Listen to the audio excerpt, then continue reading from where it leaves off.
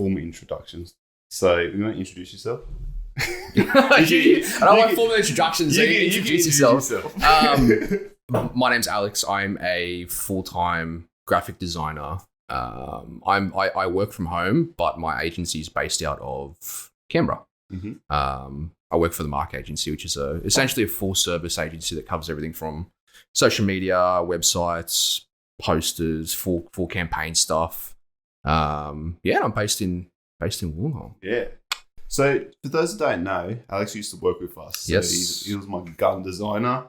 So that's how we know each other. So I thought I'd bring him on today, have a chat about design stuff. To be honest, I'm not even sure what this podcast is really about, but today we're going to find out. Just do it, yeah. So I think we were talking about before your interest in like retro gaming and stuff and collectibles. Yeah. I guess like going from that conversation was like, okay, why? How did you even get started in that? Like, what was like the first few things that were like? So it was definitely my Nintendo 64. Yeah. So I grew up. I have very fond memories of, especially when I lived in Sydney. This is when my parents were still together. Yeah. I used to sit in. We had like this little game room with my old man.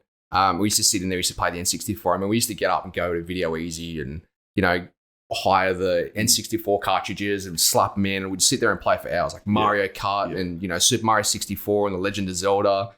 Absolutely love that stuff.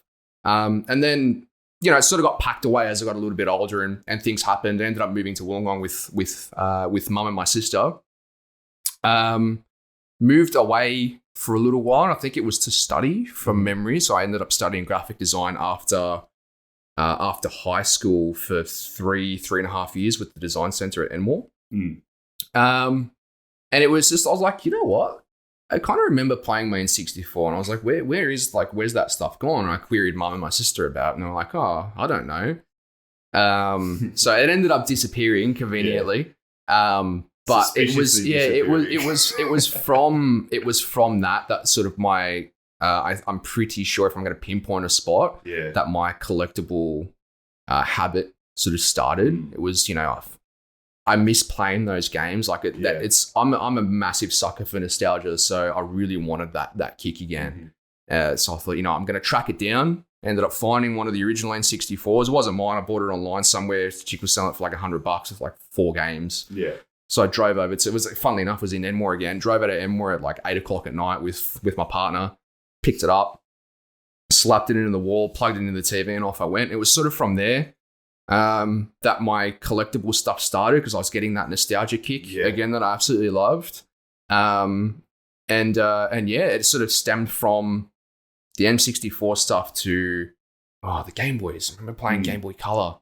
Started collecting Game Boy Colors, and then I was like, Game Boy SP, little flip ones. They came in a whole bunch of different colors. Like, I had some of those. I want some of those, and then I ended up working out like, there's limited edition ones, and I'm like, fuck, I have to try and find those limited edition ones. So I ended up tracking those down as well. And it's all, I think it all started from that one N64 going missing. Yeah. And I think if I didn't have the urge to sort of play it again, it wouldn't have happened. Really? So like I collect a whole bunch of different, like anything that gives me that 90s sort of gaming retro, dopamine kick, I'll track it down. Yeah.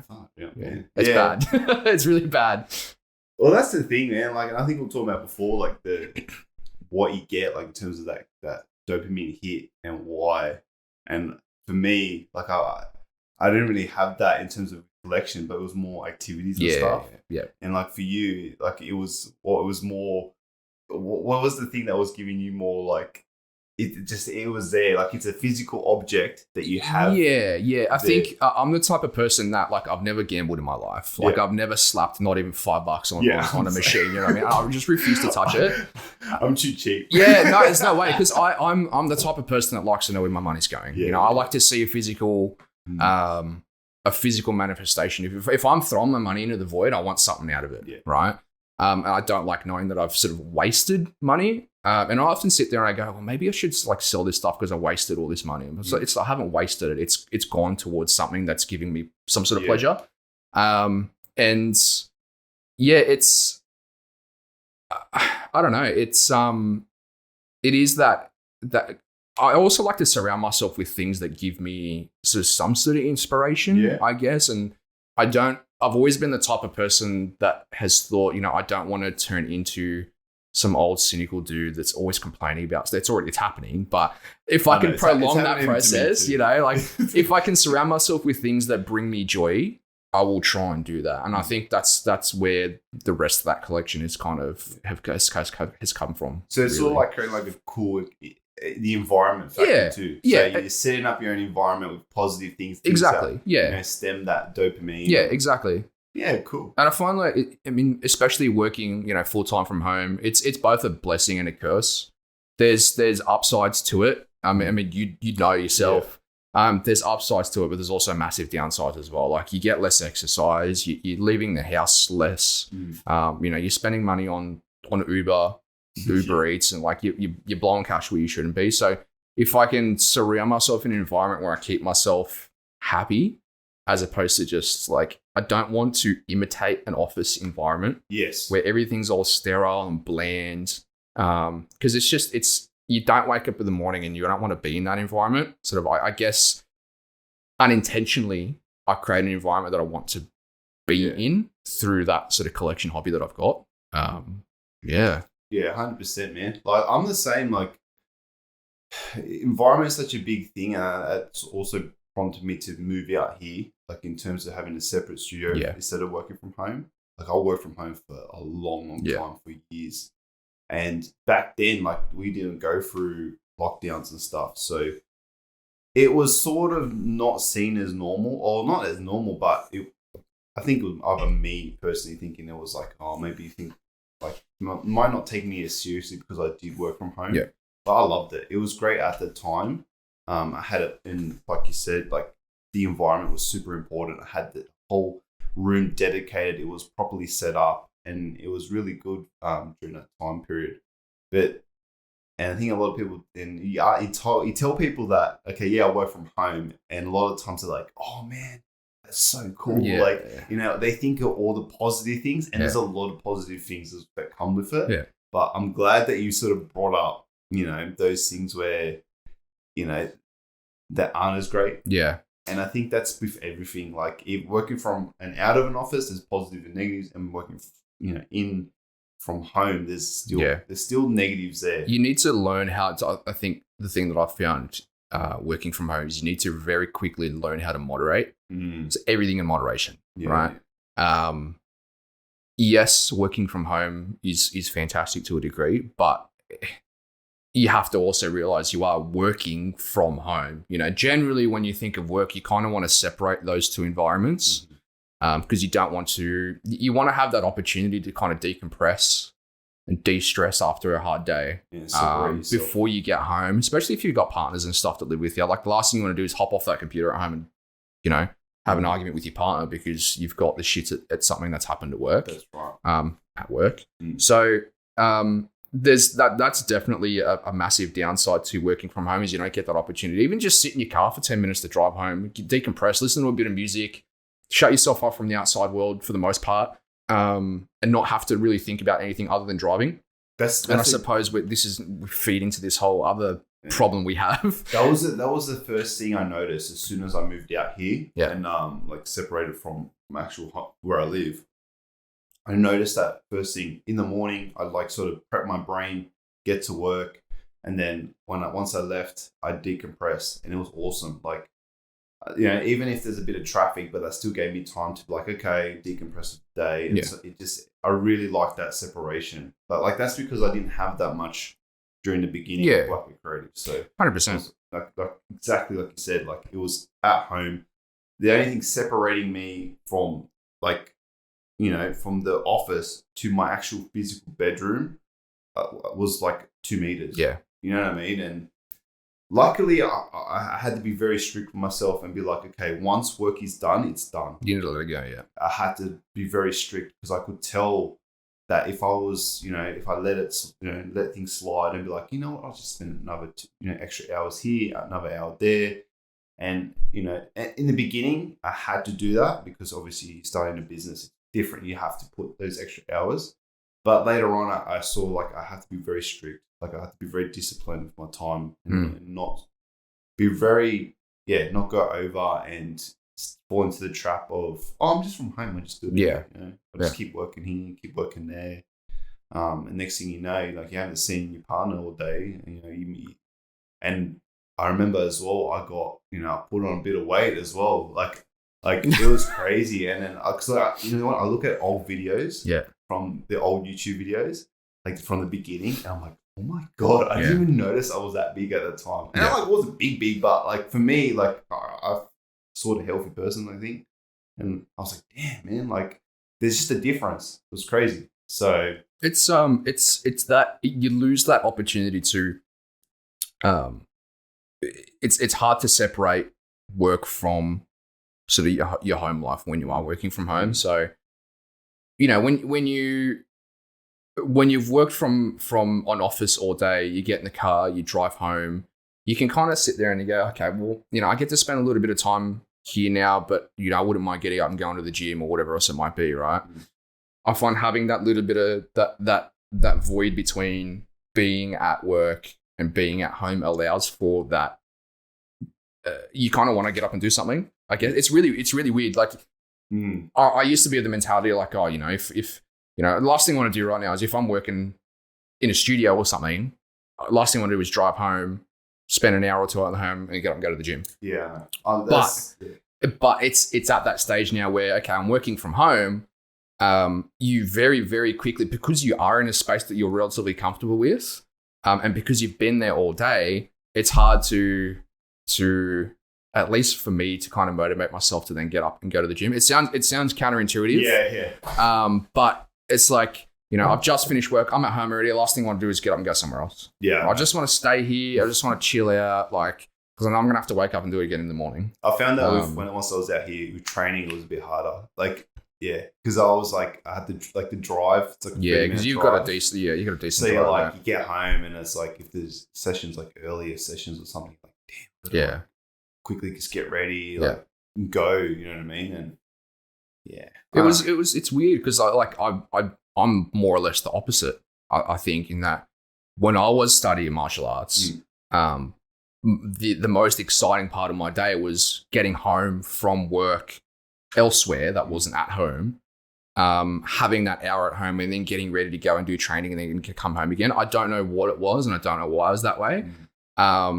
But I'm sort of the opposite now in that I'm in an environment where I'm comfortable all day. I don't want to get up later and then sort of, I don't have that disruption in my day, if that makes any sense. Yeah. And I found that's where I put on a lot of that COVID weight, right? Yeah. Like I'm heavier now than I always have been. But I've been going back to the gym again and losing some weight, which is really good. But I'm struggling now to motivate myself more at the end of the day to go training than what I was when I was out and about at work elsewhere. It's really weird. And you'd think it's sort of the opposite. My brain works differently, I suppose. I'm all kinds of backwards. Yeah. So who knows? I don't know, man. I think, look, end of the day, as long as we're pretty lucky that we can. Oh, yeah. You know what I mean? Like a lot of people can't. No. And I'm just happy that we have that option. Yeah. You know what I mean? So 100%. It's there's we are very lucky, especially where we are too. Yes. Like when I was working here with you, like we'd go down to the beach. Like the beach is not even 5-minute drive. Right, you get to sit there, go to the cafes and sit around and have a feed. That's what sucked me into being here because it's so close to the beach. Like we got like the best beaches down here. Oh yeah. So and it just not just that, and even like having people work here, it was great. Like I really enjoyed that because like I said, I was like 4 years working from home by myself. I did have my brother at times too, which was good. But I found when people were here, it was just better, like atmosphere. Like it just give me that hype me up. Like especially when we collaborate on projects and stuff. Yeah, that's a big thing I find with I find that's hard to do when you work from home. Even if you're on Teams, like you're on video calls, like you miss that element of like that real collaboration. For sure. Like when there's people here and we come up with concepts and stuff, just talking through things and playing around with stuff, and then if you come up with an awesome idea, it just light everyone Everything just- on yeah, with electricity yeah. and be like, Yeah. that's awesome. Yeah. Let's keep going. Like, you know what I mean? And it just give me that motivation Yeah. and stuff. That's a massive thing that I do miss. Again, I suppose this comes with the ups and downs of working from home. Yeah. In that, because the agency is large enough to the point where we have so many clients coming in, and a lot of them are fairly big. We only have a limited set of designers, and we're all working on our own projects at once. Do you know what I mean? So that is, and it's a pain point that has been brought up before with management, and we're trying to sort of, because this is a relatively new design team that we're working there. They went through a whole restructure a little while ago. Whole new design team came through. Management there is fantastic. They listen to all kinds of advice that you give them and suggestions, and they're all about professional growth too, which is awesome. But it is something that was brought up and is regularly brought up by all the designers and the management team, because we are, like, creative thinkers are collaborative people at the end of the day, right? We like to sort of share ideas, bounce ideas off of people. And this is one of the more exciting things when I was here with you, is that we got to sit here and, you know, hey, Justin, what do you think of this? We're like, hey, Alex, how can we fix this? You know, throwing ideas at each other, as opposed to sort of, you kind of sit there, you get in your own head. You rely on yourself. And you sometimes, you get in your own head. You do. And you think, oh, this sucks. You start to hate it. And you're like, this is no good. Yeah. And sometimes you need that other person to be like, hey, no, it's good. Like, this part works. Yeah. You just need to fix this little part. This is the, you're like, oh, yeah. Like, you know what I mean? Or it's like, your perspective's completely off. And you're like, oh, this is terrible. Like, this is, and then you actually show someone, it's like, no, this is actually exactly what the client wants. Like, this hits the marks. Yeah. Like, you're overthinking it. Yeah.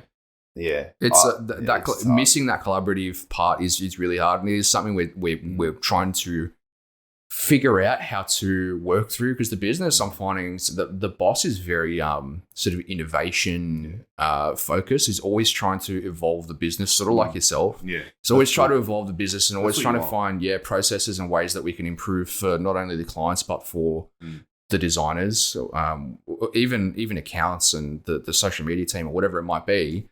They're always looking for ways to innovate. So it's nice to go somewhere where they are aware of these issues. Dude, you're very lucky. That's a huge pain point for a lot of us. Lucky, to be honest, like, that's awesome, because that's what you want to be. Yeah. And if I can give any advice to any designer, whether you're junior, midweight, senior, or whatever, if you find a place, that's where the places you want to be at. Yeah. Because that's where you're going to grow. That's where you can get looked after. Because believe me, there's other places that aren't like that. Yeah. They'll just like burn you out. 100%. Yeah, 100%. And do all this work, give you no support, just do it. Yeah. Places that have some sort of professional development program in place, you know that you're relatively safe in. Like, I'd love to see myself with, with this agency in the next 3-4 years and growing through the business and seeing where that goes. But it's scary. Like, you think back to the time when I was in retail, the same thing with my partner, right? Yeah. You get to a point and you kind of go, like, what am I doing? Yeah. What am I doing? It's I spent how many years of my life, servicing the general public. Yeah. With no real clear vision of where I want to go as a professional and on a personal level as well. Like, there are no opportunities being afforded to me. There are no opportunities that management can afford to me. Like, where do you go from there? And you need to kind of make that leap. And I think, like, even for myself, same. I think every creative person. I'm not sure if it's just our field, like, if that's very common, or it's other industries. But I noticed in our field, it's very similar. Where I was in a position where it's like I felt like it was so hard to get in. Oh, 100%. Yeah, like, we're all very similar. Like, I work as a retailer as well. It's literally the same job.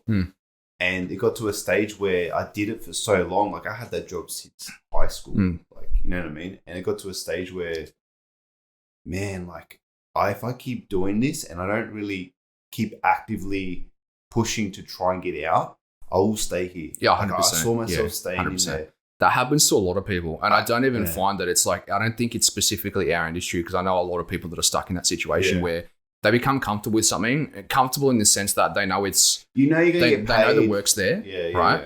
And that's pretty much as far as that comfort ends, because you know that you're dealing with, you can deal with a lot of problematic people. Yeah. But I think it got to the point where I know for me, because it was same situation. I was in retail since high school. Yeah. Did 3 years worth of study and more. Then did another 3 or 4 years or whatever it was at UOW here in Wollongong. Got my degree, and then fluffed around for a while in retail again. And I'm like, there's nothing happening here. You know, this is where I got lucky, and you propped up. Yeah. You know, we got to work together, and I sort of built my portfolio a little bit more. And it was just, it got to the stage where that retail thing for me was just at my wit's end. Yeah. You know, and I actually had a guy, like when I was working in retail, that like, because it was a shoe place. He was like a rep, like a sales rep. Yeah. And he said, yeah, you know, you got to be careful, because after like 4 or 5 years, your shoes start getting in your blood. Yeah. And it was like, and he was just telling me, like, if you don't do anything different, you will be stuck there. Be stuck here. Like, and I'll never forget that. He was actually a really cool guy too, but I was like, that stuck with me. I'm like, man, yeah, I had to jump. Like, I had to, and I've done that with a lot of other things too, not just with reads like that position, like other, like working for other agencies and stuff, or other, you know, I make like magazine places and stuff where I had to take that leap, even if I knew there was no financial gain in the next step, but I knew it would get me out of that run, get me out of that comfort. I feel like the best way is you either need to just sacrifice and suck up and do a lot of internships and get a lot of experience. But yeah, I found the same. It was just hard. Like it took me a long time just to get that opportunity. Yeah, you know what I mean? Like just a good like I had opportunities, and they were like, you know, they did little like you know, I'm glad I did them, you know, but they were like weren't like crash hot. Like, they weren't like, oh man, this is gonna like get me to the next stage. Yeah, they were like little steps, like little stepping stones. It wasn't the ideal internship. Okay, you know, I'm not designing like crazy, like, you know, being involved in crazy projects, but it's something. It says I've worked in a professional environment. Yeah. Okay, and then I do a couple of those, you know, and then I think all of them sort of got me my opportunity to get in there. But it was funny for me because that happened when I've actually got what I wanted. I was like, I don't want this. Yeah. It's like that, isn't it? It's that pipe dream. You kind of like, yeah, this is what I want to do for the next 30 years. And then it happens, you go, is it really? Yeah. Like, it's not what got to the stage where like, I forget. I was like, you know what? Stuff it. I'm still young. I can still, you know, I was going to do my own thing and see where it takes me. But like, it took me so long to finally get that full-time role. Yeah. And I was like, this is not what this is not what I envisioned to be. It wasn't fulfilling enough, You know what I mean? So it was just, for me, it was like, oh shit, this isn't really what I wanted. Yeah. So after all that suffering, all those job interviews. It's like, always the way. I did so job interviews. Yeah. Like I got to the stage where I could like memorize like the questions. Like I knew what questions people were going to ask me before they asked me them. Yeah. Which, you know, sometimes was bad because it made me look super arrogant or like I know it all. Yeah, yeah. But I just knew it. I'm just like, I know you're going to ask me. I know you're going to say. It's a routine at the end of the day. It's just like, man.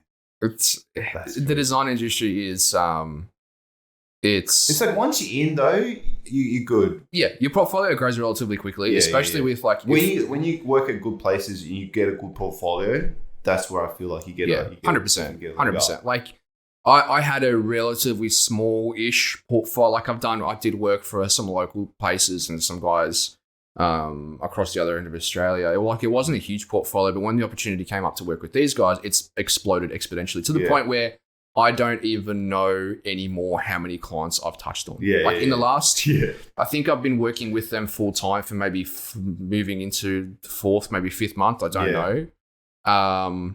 It's the amount of clients that I have touched on is just insane. Yeah. Like you think, and they're fairly big guys too. Like I thought, okay, we'll do a few small projects here and there when I start, you know, as a midweight designer or whatever it might be. Yeah. But no, man, my first project was like, you're doing the Raiders stuff. Like you're working on the Raiders were doing their gala night. Yeah.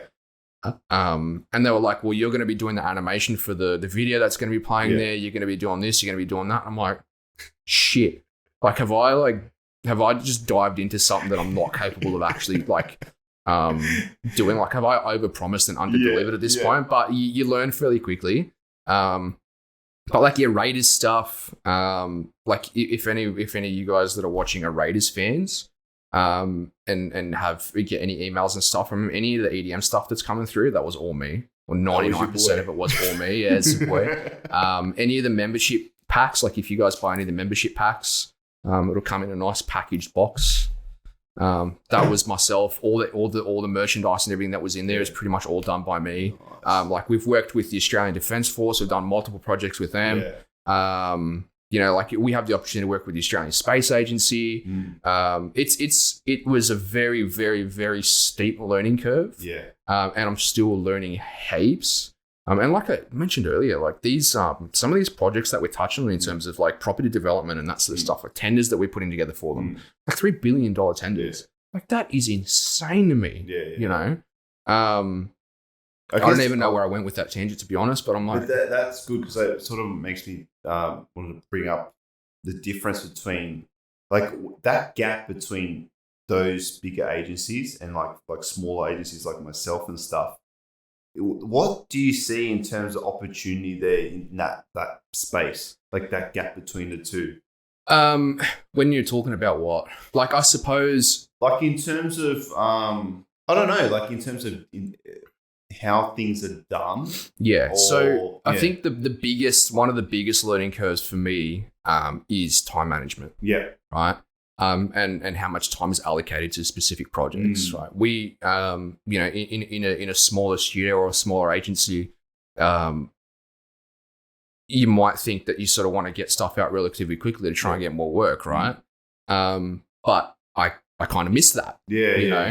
Where now you would think that, if you've got fairly large clients, like the Raiders, for example, or the Australian Defence Force, or Australian Space Agency, or Puro, we work with Puro, so dairy farmers. You would think that you would be allocated a good amount of time to let a concept sort of, to massage a concept and to get it, in a spot where you're kind of happy with. The agency thing. I suppose we're essentially talking about the difference between like a smaller agency and a larger agency. There's the timing allocated. That's right. So I was saying that like you would think that a lot of these larger brands would allow for a slightly longer turnover time, I suppose, where really you're kind of given a few hours every week to kind of do something. It can be really tough. And I think that's another major learning curve for somebody. I know it is, at least in my agency. I don't know whether it's going to be any different with others. It's common. I feel like it's common. Like the expectation of how fast you do things is different. I know it's different compared to here. Here we're a bit lucky. Like I really value that extra time to make things really good. Even at the expense of my own, like, from a business standpoint, it's probably not the best option. You know what I mean? Like, but sometimes I make that call and I'm like, I'd rather put out something that's just better and just really good, as opposed to just being like, it's good enough.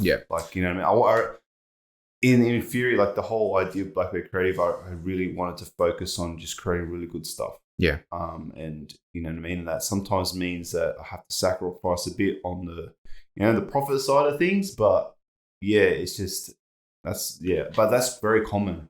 And that's not like a knock on any agency that does that, because they have to do that. That's it. If you want to retain those clients, like that's what you have to do, because otherwise they'll go somewhere that can manage that time better. Exactly right. And you don't want to lose, like, the Australian Defence Force, for example. You don't want to lose them. You don't want to lose, like an NRL team as a retainer, or Pura, these are all huge national brands that you want to try and retain. But it is for somebody that is looking to get into an agency. Not knocking on agencies at all. I absolutely love it, and I would not go back to any sort of retail work or any job that required that sort of train of thought anymore.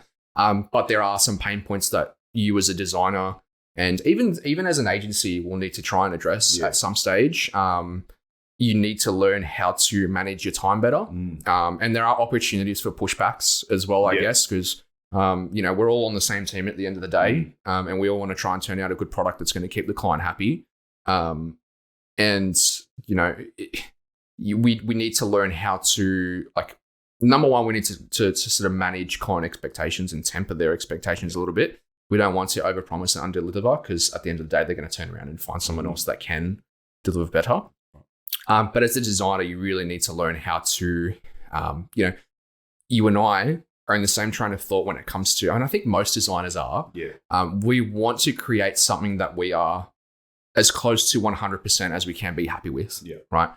Even if it's just that, that 5% where it's like, I don't know. It's always going to sit there at the back of your mind when you look at it. You want to give the client something that you're 100% with and be like, that's my work. I created this art piece, or I created this brand, or I created this merchant, or I created this campaign, or whatever it might be. So I've really needed to learn to kind of let that go a little bit, which has been really hard. And it was a massive learning curve. And it's the same thing with the time management stuff. And I suppose it goes hand in hand, where you need to get something out that you're relatively happy with, but the client is happy with it as well. It's all a balancing act. Massive balancing act. Even like I'm telling you, from a business perspective, like as much as I want to make things perfect, like it's this balance of like getting it on time for the client and just for me. Like the more longer I spend on something, the more it costs me to make it. And and what's perfect to us isn't perfect to the client either. So we have to sort of let that go a little bit.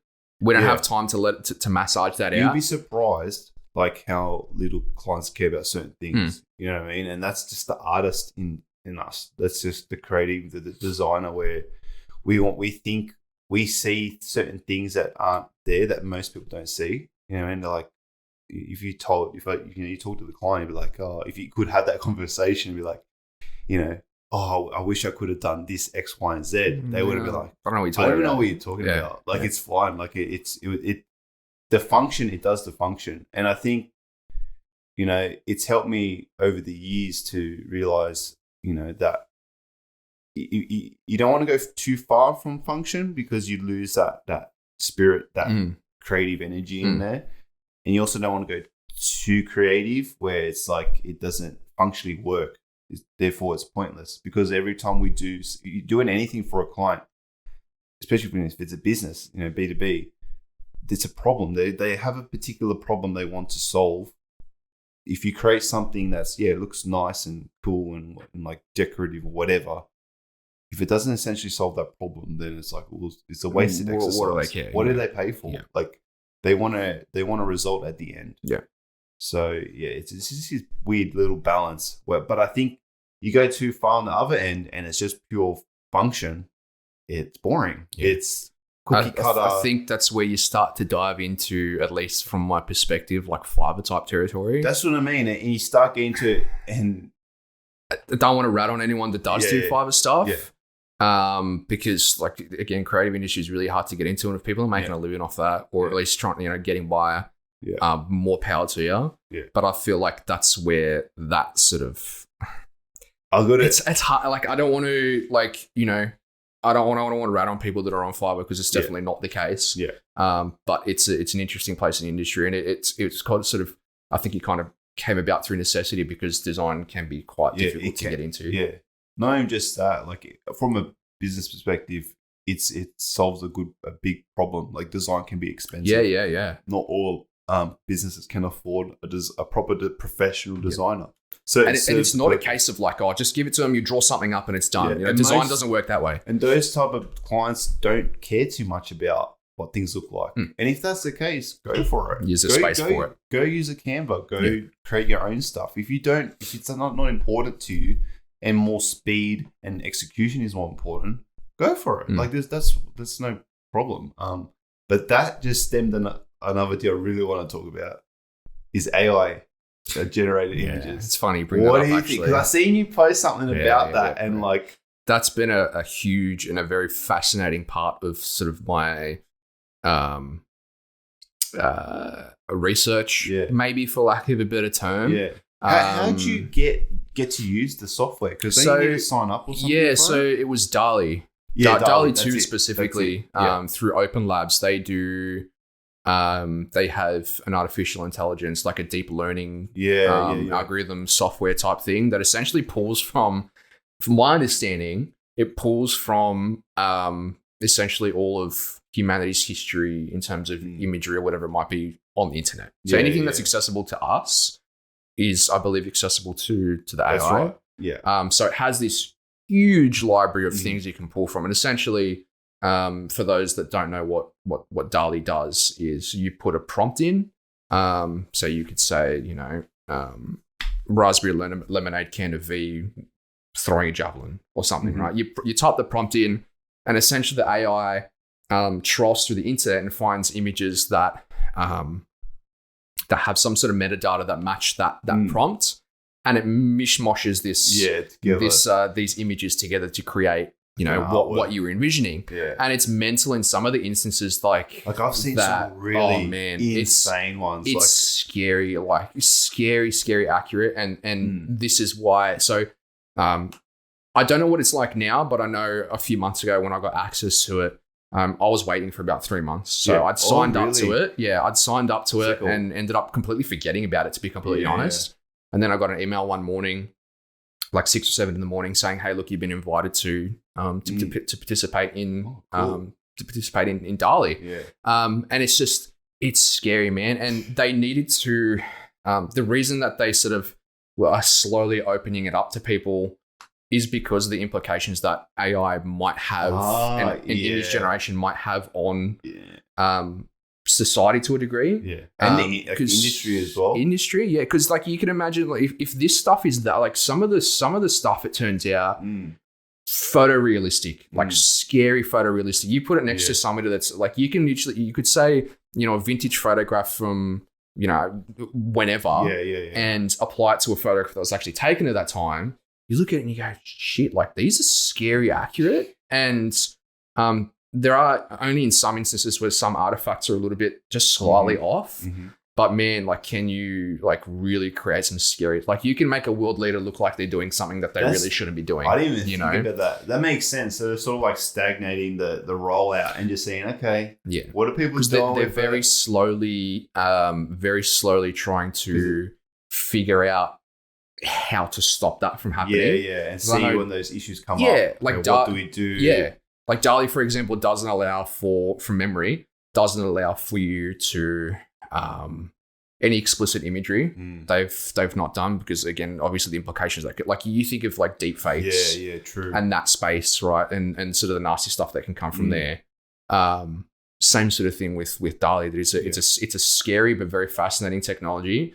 And the way that I see it from a designer is it allows for me to kind of put my ideas onto a canvas. And then to sort of build off that. And I know some people are actually making money off it. Yeah, I've seen that. Midjourney, DALL-E, all of that is all. Well, so what, they're creating the image and then they're selling it?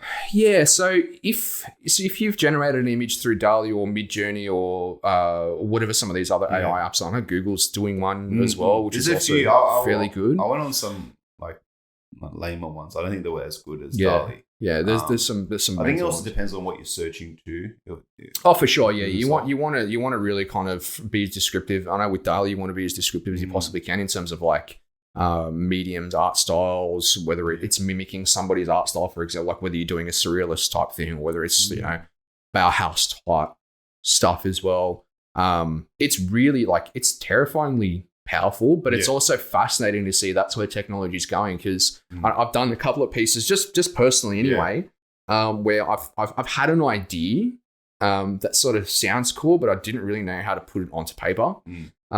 Popped it into DALL-E and it's created this image for me. I'm like, oh shit, like that composition's fantastic. Take that, throw it into Photoshop, edit a whole bunch of stuff, and make it look the way that I want it to look. And some people sell that stuff. I know there's artists now on Instagram that make money off, like, and it's like, where do you draw the line? This is where I'm like curious of like, okay, like in terms of like Fiverr creatives, for example, like, is this going to be the thing that pushes them out? Like, is this another thing that they have to be worried about? It is scary because you kind of think, okay, AI works differently to the way that our brains work. In that, you think of compositional awareness, for example, right? DALL-E does that.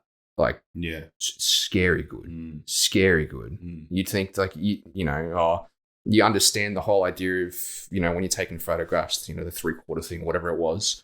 DALL-E knows that stuff. Yeah. Like it's really it knows all weird. the photo composition rules. Lighting like as well. Like you could type in, photorealistic studio quality photograph of a woman with blue eyes, like a portrait photo of a woman with blue eyes. Dude, the lighting is insane. Like it's scary good. I don't know how it does it. But I don't know whether it's going to become a tool or a boon to designers. This is where it's like it could go either way. Like if you're like an illustrative, designer or artist, it's worried? tough, man. Like, are you scared? Like I'd be scared. But then again, like this always happens. Like, this is the whole point of every like digital, art. There's always a tool that comes. There's always something that's going to be built or a platform that's going to be built where it affects the industry and the people in it, and like it's always change. It's optimizing itself constantly. Yeah. So it makes certain things we used to do redundant. So I'm just like, I feel like it's always pushing. As a creative person, you always push to, okay, this isn't what people want anymore. This is redundant. People can just do this heaps cheaper. They can use AI. They can use logo makers, whatever. They've got like Canva templates. Like this part of design is not as useful or is not as valuable to like certain studio sizes. So let's move on to here. I mean, I'm always curious of like how other studios see that. But it's a constant thing. You're like, okay, this isn't as fruitful anymore. We got to find something else. Yeah. And I feel like we're always like sort of moving and going to different places. It's both fascinating and scary at the same time. If you know how to utilize it as a tool to generate revenue and make some money from it, then it's like that's where instead of fighting against and using it to your advantage, it's always better as opposed to just like complaining like these are taking the type of jobs I want to do. It's tough though as well because like understanding how early we are in terms of our development in the space of AI and image generation and that sort of stuff. It's scary to think of where it could potentially go. Yeah. Like, what you'd think as a creative, like we feel relatively safe in knowing that AI doesn't think in the same way as what a human would think, right? They don't have imaginations. They work off binary. Like there's you given a prompt and that's what it does. It doesn't necessarily think for itself. The creative, like conceptual stuff, it doesn't have. Well, we need to give it that prompt at the end of the day, right? It's not going to do it on its own. That's right. But if it's able to create images that accurately at such an early stage, like where is it going to go? Like, are we going to be completely redundant? And look, I think at some point everybody's going to become redundant. That's what I think. At some stage, it's just going to happen. Every industry is going to fall victim or become a tool of this automated process. I think eventually it's probably not in our lifetime, probably not in our kids. But at some stage everything's going to become automated, right? And it's a bit of a cynical way to look at it, I suppose. Just sit there, do nothing. I don't know. It's hard because like some of the stuff that it comes up with, like, dude, I couldn't do that. How does this computer do it? Like this piece of data, this piece of software, how does it come up with this stuff that looks like it's been painted by Picasso? It's mental. I keep thinking robots are going to take over. It's a bit of a shit way to look at it, but you also need to be realistic too, because this stuff is only super early. I know. Super early, and it's like unreal the kind of stuff that you can create using this. And people are making money off it too. Like, I mean, all power to them. And then I suppose it brings up the question of intellectual property and what do you consider yours? Is this like stuff you are selling? You're making money off a piece of software that was developed by someone else, but you and I already do that. But yeah, true. I feel like what will eventually happen is what could happen is these like DALL-E and all these other platforms that do it. They'll just license it. The license is out, so it's like with Adobe Creative or whatever. Exactly. You can use our stuff. You just got to pay this much a month, and you get to make stuff. Well, they make your cut, your whatever you want to make. So they're in the super early stages of doing that as well. They essentially, I know Midjourney does a similar thing too, which is another one of those AI generated ones. The DALL-E allows for, I think, your initial month after you invite, you get like 50 something. Oh, so they limit generations. how much you can get. Okay. Anything after that, every month you get 15 more. And they don't roll over. So if you've used 40 and you still have 10 and it goes over to the next month, you lose on bad luck, you've got 15 and that's that. Okay. Or you can pay $10, 15, 30, so $60, and you can buy more of these generations. So they're already in that space where sort of you're buying almost the rights to use them to a degree. Yeah. But it's funny because it's like it's technically using other people's IP, but it's changing them so much that I think by law it probably it's this weird sort of grey area in like you could kind of go, because I've seen some artists online where they would just throw something into the image generator, it would churn them out for them, they upscale it, and then they sell it. Yeah. It's like, is it really your work? Yeah. But at the same time, you could say the same thing about the software that we use, right? This is something that was created by someone else. Essentially, we're putting our ideas onto a canvas and then selling it. Oh, this is getting another weird thought. It's like, where's the line? Okay, if everything's on blockchain, right? Then like all our artwork's on blockchain. Then we all have like, it's like there, like we all have proof of our IP. So whenever it's like used, it's sort of there. Maybe you get like royalties from everyone uses when they use your IP. Once everything's on the blockchain, it might happen, I don't know. But like, then would it all like be connected? And so every time, say you do some awesome photography, like you think of NFT type stuff, or an NFT, and it uses it to create this image or whatever, like, and it's like, but it knows who done what, and then there's some sort of metadata in there. And someone gets a cut. Holy shit. Well, like, all right, so I suppose this is another interesting conversation, the NFT side of things. Yeah, I'm not smart enough. I don't know. I know a bit, but I don't know enough. Well, I'm the same. Like, I know sort of, the surface level stuff. Yeah. But what separates, somebody owning an NFT to somebody taking a screenshot of it? Yeah. But that's the thing. That's where it's like where the blockchain comes in, which I'm not. I'm dummy. I'm a dummy. I'm stupid. Don't ever quote me on anything of this type of stuff that I'm right. I'm stupid. I don't know this stuff. I just hear things and stuff. But like the whole thing, it's like a proof that it's like that you are the owner of this particular thing. So that's what I was thinking. Oh yeah. But like it's an interesting thing that where you go, okay, the metadata says you own it, but what's to stop somebody from saying like they own it as like I think it's a personal. I don't know the technology enough, but it's basically like it's just how it's like a log of what happens to it. With a digital file, you can't tell who's owned it as it gets transferred, as it gets copied. There's no way. With these, it actually has I don't know how to explain it, but it's just like this is owned by this person.